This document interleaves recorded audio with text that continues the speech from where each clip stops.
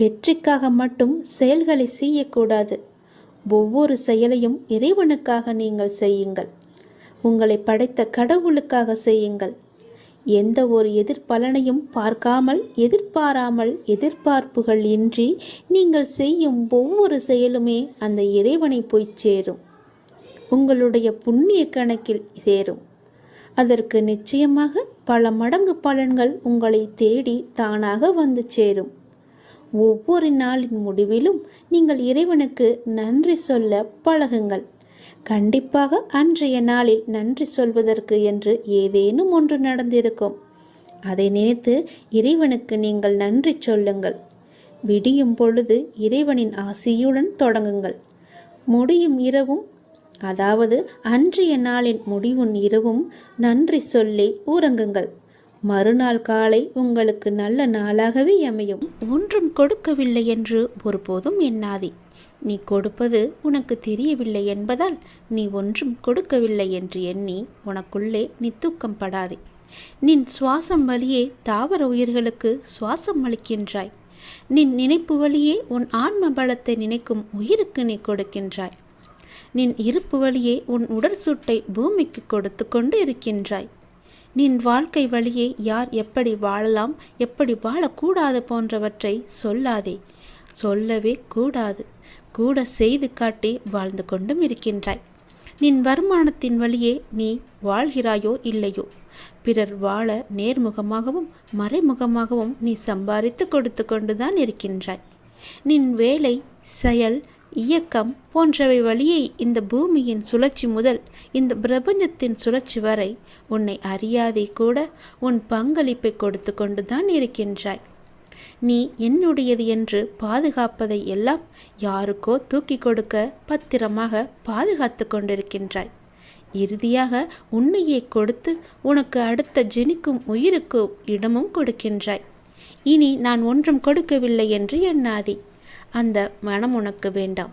அந்த நான் தான் நீ கொடுப்பதையே உனக்கு மறைத்து கொண்டிருக்கின்றது. இந்த பிரபஞ்சத்தில் உள்ள அனைத்து உயிர்களும் தன்னை அறியாதே அதன் செயல் போல எதையாவது எப்போதும் கொடுத்து கொண்டுதான் இருக்கின்றது. தன்னையே உனக்கும் கொடுத்தவன் உன் வழியும் கொடுத்து கொண்டுதான் இருக்கின்றான். கொடுக்காதவன் என்று யாருமே இல்லை. கொடுத்து கொண்டே இருப்பவனின் பெருங்கருணையின் வெளிப்பாடு நீயே என்று சிவனிடம் ஒப்படைத்து விடுங்கள். பெற வேண்டிய வரம் என்பது அவரிடமிருந்து ஒன்றே ஒன்றுதான். என்ன வரம் தெரியுமா? பெற்றது எல்லாமே வார்த்தை கடந்து வேறேதும் இல்லை என்ற தெளிவுதான் அவ்வரம். அதுதான் மெய். அந்த தெளிவு சித்தித்து விட்டால் வாழ்வே ஆனந்தம் என்ற மெய் புரிந்துவிடும். ஆன்ம விடுதலையும் கிடைக்கும். மற்ற வரன்கள் யாவும் எதிலாவது சிக்க வைத்து கொண்டே இருக்கும் என்பது மெய்யே. திருச்சிற்றம்பலத்தினிடம் நீங்கள் நடராஜ சிவனின் பெருமையை போற்றி அவருடைய பாதங்களை நீங்கள் தஞ்சமடைந்து விடுங்கள். சிவனை போற்றி எல்லாட்டவர்க்கும் இறைவா போற்றி, போற்றி போற்றி என்று சிவனை போற்றிக் கொண்டே இருங்கள். எல்லா உயிருக்கும் தோற்றமாம் பொற்பாதம் என்று திருவெம்பாவையில் உயிர்கள் உலகில் இடம்பெறுவதற்கு பரம்பொருளான சிவபெருமானே முதலில் அறிபுரிந்ததான் என்று மாணிக்க வாசகரே குறிப்பிட்டிருக்கிறார். ஆதி முதலாகிய பரம்பொருளின் துணை கொண்டே உலகம் தோன்றிற்று என்பதனை ஆதி பகவன் முதற்றே உலகு என்பார் ஐயன் திருவள்ளுவர்.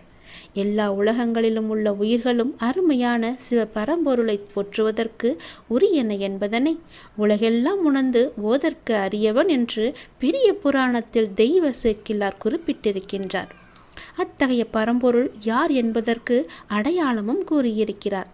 பரம்பொருளான சிவமே அறிவு வெளியாகிய சிதம்பரத்தில் ஆடல் வல்லவனாக, நிலவு மற்றும் கங்கையை தலையில் அணிகலனாக கொண்டவனாக, அளவு இல்லாத ஒளி பொருந்தியவனாக பொதுவில் நடம் புரிகின்றான் என்பது குறிப்பிடத்தக்கது. சிவாய நமக, சிவசிவாய நமக.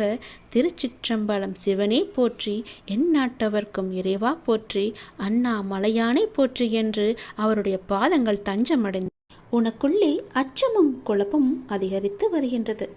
உன் கேள்விகளுக்கு விடை கிடைக்காமல் அது நீண்டு கொண்டே இருக்கிறது. ஆனால் இந்த நாட்கள் நீ மௌனமாக இருக்க வேண்டிய நாட்கள். யாரிடமும் வம்பு வந்தாலும் நீ அதை தவிர்த்து மௌனமாக செல்ல வேண்டிய நாட்கள் எது? உனக்கு கிடைக்க வேண்டிய எல்லா பதில்களும் நியாயங்களும் சில தினங்களில் உனக்கு கிடைக்கும். அதுவரை நீ பொறுமையாக என்னுடைய நாமத்தை மட்டும் நீ ஜெபம் செய்துவதுதான் உனக்கு நல்லது. அது மேற்கொண்டு எந்த சிக்கலிலும் உன்னை காத்து நிற்கும். எந்த சிக்கலும் உனக்கு ஏற்படாமல் அது உன்னை காக்கும்.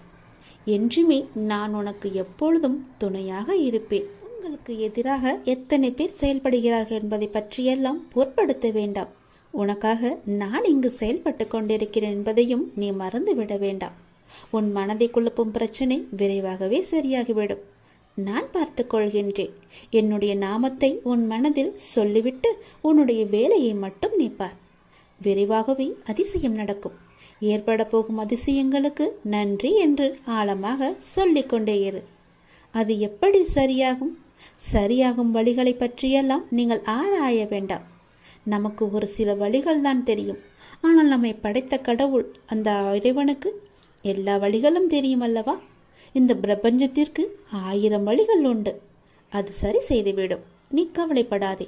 உங்கள் வார்த்தைகள், எண்ணங்கள் பிரபஞ்சத்திற்கு கட்டளைகளாக அனுப்பப்பட்டு விரைவாகவே அது சரி செய்துவிடும். உங்களை சுற்றி எத்திராக நடப்பதை பற்றி நீ கவலைப்படவே வேண்டாம். பயம் இருந்தால் நீங்கிவிடு. குழப்பங்கள் வரும்போது பதட்டம் இல்லாமல் அமைதியாக இரு. அப்பொழுதுதான் அதற்கான தீர்வு உனக்கு கிடைக்க வரும். உங்களை பற்றி எதிராக நடப்பதை பற்றியெல்லாம் பயந்து கொண்டு பயத்துடனும் குழப்பத்துடனும் நீ வாழ்ந்து வந்தால் இந்த வாழ்க்கையை உன்னால் நிம்மதியாக வாழ முடியாது. நான் மிகுந்த நம்பிக்கையாக இருக்கின்றேன். விரைவில் எனக்கு அதிசயம் நடக்கும். ஏற்பட போகும் எல்லா அதிசயங்களுக்கும் நன்றி கடவுளை என்று என்னிடம் நீ சொல். இந்த பிரபஞ்சத்திற்கு நன்றி என்று ஆழமாக மனதில் சொல்லிக்கொண்டே இரு. நிறுத்தாமல் சொல்லிக்கொண்டே இரு. உங்கள் வார்த்தைகள், நம்பிக்கையான உணர்வுகள், சந்தோஷமான எண்ணங்கள் போதும். எல்லாவற்றையுமே அது சரி செய்துவிடும். உங்களின் நேர்மறையான சக்தி இந்த பிரபஞ்சத்தை காட்டிலும் சக்தி வாய்ந்தது என்பதை மட்டும் நீ உணர்ந்து கொள். எப்பொழுதும் கண்ணீரும் குழப்பமாக உன்னை நீ வைத்துக் கொள்ளாதே. இன்று நீ மௌனமாக இருக்க வேண்டிய நாள். உனக்கு கிடைக்க வேண்டிய பதில்கள் எல்லாம் சில தினங்களில் கிடைக்கும். அன்று வந்து நீ எனக்கு நன்றி என்று கோரு. உனக்கான பதில்களை தான் நான் தயார் செய்து கொண்டிருக்கிறேன். விரைவாகவே அது உனக்கு கிடைக்கும். பல அதிசயங்கள் உனக்கு நடக்கும். எல்லாம் நன்மைக்கே என்று எடுத்துக்கொண்டு இன்று மௌனமாக இரு. இந்த உலகம் என்பது எல்லோருக்குமே சமம்தான். யாரும் இங்கே அனாதைகள் அல்ல. யாரும் இங்கே உற்றார் உணர்வுகள் இல்லாத தனியாக விடப்பட்ட நபர் அல்ல. எல்லோருக்குமே எல்லாமே இருக்கின்றது. யாரும் எதுவும் இல்லாமல் இங்கே இருக்கவில்லை. அவர்களுக்கு துணையாக நான் இருக்கிறேன். இந்த உலகத்தில் உயர்ந்தவர் தாழ்ந்தவர் என்று யாருமே கிடையாது. யாரும் ஏழையும் அல்ல, யாரும் பணக்காரரும் அல்ல. யாரும் உயர்ந்த ஜாதியும் அல்ல, யாரும் தாழ்ந்த ஜாதியும் அல்ல. யாரும் யாரை விடவும் உயர்ந்தவர் என்றோ தாழ்ந்தவர் என்றோ மதிப்பு மிக்கவர் என்றோ அறிவானவர் என்றோ அழகானவர் என்றோ உங்களையும் நீங்கள் மற்றவர்களையும் நினைக்க வேண்டாம். இந்த பூமியில் ஒவ்வொரு மனிதர்களுமே சிறப்புக்குரியவர்தான். அனைவருமே தத்தம் துறைகளில் சிறப்பானவர்களே. வெட்ட வெளியில் உச்சி வெயிலில் வியர்வை சிந்த நிலத்தில் உழைத்து களைப்பவர்கள் ஆணாக இருக்கட்டும் பெண்ணாக இருக்கட்டும், யாவருக்குமே எல்லோருக்குமே உள்ளதை போல் சுயமரியாதை, கோபம், வலி, மகிழ்ச்சி, பசி, உறக்கம், இழிச்சொல்லின் வலி, புறக்கணிப்பின் வலி போன்ற தனிமனித உணர்ச்சிகள் அத்தனையும் அனைவருக்குமே உண்டு. அவர்களும் மனிதர்கள்தான். உண்மையில் உயர்ந்தவர் தாழ்ந்தவர் என்று யாருமே இல்லை. சில வாய்ப்புகள்தான் யார் இந்த பொழுதில் அவசியமானவர் என்பதை நமக்கு புரிய வைக்கிறது. அந்த புரிதலை உணர்ந்து கொள்பவர்கள் மனித நேயத்துடனே நடந்து கொள்வர். மனிதநேயம் கொண்டவர்களாலேயே மக்களை திருப்திப்படுத்தும் சேவையை வழங்க முடியும். அவர்களே மரணித்தாலும் மனிதர்கள் மனங்களில் இடம் பிடித்து எப்போதும் அழியா புகழுடன் இருப்பார்கள். மனிதர்கள் யாராயினும் அவர்கள் அனைவருமே சமம்தான். உயர்ந்தவர் என்றோ தாழ்ந்தவர் என்றோ படித்தவர் என்றோ படிக்காதவர் என்றோ ஏழை என்றோ பணக்காரன் என்றோ கருப்பு என்றோ சிவப்பு என்றோ உயர்ந்த ஜாதி என்றோ தாழ்ந்த ஜாதி என்றோ எந்த இருமே கிடையாது. அப்படிப்பட்ட நிலை நிச்சயமாகவே மாற வேண்டும். சமத்துவம் என்ற நிலை நிலவ வேண்டும் என்றால் மக்கள் மனதில் மாற்றம் ஏற்பட வேண்டும். ஏற்பட்டே ஆக வேண்டும். எனக்கு எல்லோருமே சமம்தான். நான் யாரையும் ஏற்று இரக்கத்தோடு நான் பார்ப்பதே இல்லை. அது நம்மிடமிருந்தே தொடங்குவோம். இனி ஒரு உலகம் புதிதாக அமைப்போம். நிகரான மனிதர்களை மதிப்போம். நாமாக வாழ்வோம். முதலில் மனிதனாக வாழ்வோம். நான் யாரையும் ஏற்றம் இரக்கம் கொண்டு பார்க்காமல் அனைவரையும் சமமாகவே பார்க்கிறேன். எல்லோருமே என்னுடைய குழந்தைகள்தான். நீங்களும் அப்படியே பாருங்கள். ஓம் நமச்சிவாய. எல்லாம் நல்லதே நடக்கும். நீ பொறுமையுடன் இரு. நீ விரும்பிய எதுவும் உன் வாழ்க்கையில் கிடைக்காமல் போயிருக்கலாம். ஆனால் நீ விரும்பியதை விட சிறப்பான ஒன்றை உனக்கு நான் தருவேன். என்மேல் உனக்கு நம்பிக்கை இருக்கிறது அல்லவா? எல்லாம் வல்ல இறைவன் உனக்கு நல்லது செய்வதற்காகத்தான் நான் காத்து கொண்டிருக்கிறேன். உனக்கு தெரியாது நான் உனக்காக என்ன திட்டங்கள் வைத்திருக்கிறேன் என்று. இன்னும் சில நாட்கள் காத்திரு. என்னுடைய திட்டங்களை கண்டு நீ மிகவும் சந்தோஷப்படுவாய். என் அப்பா எனக்கு இப்படி செய்து விட்டாரே என்று நீ மிகவும் சந்தோஷமாகவே வாழ்வாய். சுய விசாரணை ஒன்றுதான் தவறில்லாத ஒரே வழி. நீங்கள் உண்மையில் இருக்கும் நிபந்தனையற்ற முழுமையான இருப்பை உணர ஒரே நேரடியான ஒன்று சுய விசாரணை. நான் யார்? விசாரணை எல்லா எண்ணங்களுக்கும் ஆதாரம் நான் என்ற எண்ணமே. நான் யார் என்ற சுய விசாரணையால் தான் மனம் ஒன்றி போகும். நான் யார் என்ற எண்ணம் மற்ற எல்லா எண்ணங்களையும் அழித்து இறுதியில் தன்னையும் கொன்றுவிடும். மற்ற எண்ணங்கள் எழுந்தால் அவற்றை முடிக்க முயற்சிக்காமல் இந்த எண்ணம் யாருக்கு எழுந்தது என்று விசாரிக்க வேண்டும். எத்தனை எண்ணங்கள் எழுகின்றன என்பது என்ன? ஒவ்வொரு எண்ணம் எழும்பும் போதும் உஷாராக இருக்க வேண்டும். இந்த எண்ணம் யாருக்கு வருகிறது என்று கேட்க வேண்டும். எனக்கு என்று பதில் வரும். அப்போது நான் யார் என்று நீங்கள் விசாரித்தால் மனம் அதன் மூலத்திற்கு அல்லது எங்கிருந்து வந்தது என்று திரும்பவும் எழுந்து எண்ணமும் மூழ்கும். இப்படி அதிகமாக பயிற்சி செய்யும் போது மனதின் மூலாதாரமாக நிலைத்து நிற்கும் சக்தி அதிகரிக்கும். அப்படிதான் நீங்கள் எந்த விஷயத்தை செய்தாலும் எங்கு போனாலும் இதை செய்யலாமா, இதை செய்வதால் நமக்கு நன்மை ஏற்படுமா என்று ஒரு முறைக்கு பல முறை நீங்கள் யோசிக்க வேண்டும். எடுத்தோம் முடித்தோம் என்று எந்த ஒரு காரியத்தையும் செய்யக்கூடாது. இன்றைய நிலைக்கு இது வந்தால் நமக்கு சரியாக இருக்கும் என்று நீங்கள் நினைக்கலாம். அது நாளை உங்களுக்கு சரியாகமா இருக்குமா என்று ஒரு தடவைக்கு பல முறை யோசித்து செயல்படுங்கள். இல்லையென்றால் நீங்கள் பிரச்சனையில் போய் மூழ்கி விடுவீர்கள். எல்லாவற்றையும் தீர்ப்பதற்கு நான் இருக்கிறேன். இருந்தாலும் நீங்கள் கொஞ்சம் கவனமாகவே இருக்க வேண்டும். எல்லாவற்றையும் யோசித்து செயல்பட வேண்டும். எங்கு போனாலும் யோசித்து பாருங்கள். நல்லது நடக்கும். ஓம் நமச்சிவாய. எல்லாம் நல்லதே நடக்கும். இனி எல்லாமே உனக்கு நல்லதாகவே நடக்கும். நீ மனதில் குழப்பத்தோடு இருப்பதால் செய்யும் எல்லா செயலிலும் உனக்கு கவனம் செலுத்துவதாக நினைத்து கொண்டு நீ இப்போது கவனமின்றி எல்லாவற்றையுமே இழந்து கொண்டு வந்து கொண்டிருக்கிறாய். சரிதானே? உன்னிடம் உள்ளது எல்லாமே இழக்கும் சூழ்நிலையில் இருக்கிறது. ஏனென்றால் உன் மனதில் குழப்பம் உன்னை ஆட்டி படைத்து கொண்டிருக்கிறது. எந்த சூழ்நிலை ஆயினும் அதிலுள்ள நல்லதை மட்டுமே பார்க்கும் பழக்கத்தையும் பக்குவத்தையும் நீ வளர்த்துக்கொள். அப்பொழுதுதான் உன்னால் எவ்வளவு கடினமான சூழ்நிலையும் எதிர்கொள்ள முடியும். நீ ஒன்றை மட்டும் புரிந்து கொள். இவ்வுலக வாழ்வில் நடக்கும் நிகழ்வுகள் அனைத்துமே ஏதாவது ஒரு காரணத்திற்காக மட்டுமே நடக்கிறது.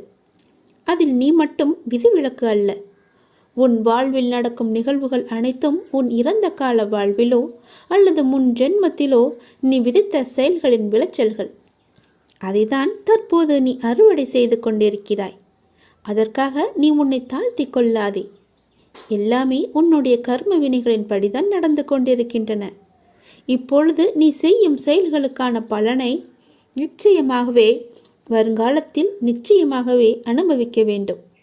அதனால்தான் நான் உனக்கு அடிக்கடி கூறுவது, எல்லோருக்கும் உன்னால் முடிந்த உதவிகளை எந்த ஒரு எதிர்பார்ப்பும் இன்றி செய்யென்று. யாரையுமே நீ திட்டாதே. உன் வாயால் சாபமிடாதே. யாருக்கும் உன் மனதால் கெடுதல் நினைக்காதே. நீ எதை செய்கிறாயோ அதுவாகவே உன்னை வந்து சேரும். அதற்காக எனக்கு தீங்கு துரோகம் நிலத்தவர்கள் என்ன செய்ய என்று நீ என்னை பார்த்து கேட்பது எனக்கு புரிகிறது. உன்னுடைய மனம் வருந்தினாலே போதும். உனக்கு பாதிப்பை தந்தவர்களுக்கான தண்டனையை காலம் நிச்சயம் கொடுத்தே தீரும். உன் அப்பா நான் பார்த்து கொண்டு சும்மா இருக்க மாட்டேன். எல்லாமே உடனுக்குடன் நடக்க வேண்டும் என்று மட்டும் நினைக்காதே. தாமதமாயினும் என்றுமே தர்மமே வெல்லும். எனவே எந்த நேரத்திலும் நேர்மையாக சிந்திக்கவும் செயல்படவும் நீ தொடங்கு. அதுதான் உனக்கு உன் லட்சியத்தை அடைய செய்யும். என் வார்த்தைகள் மீது நம்பிக்கை வை.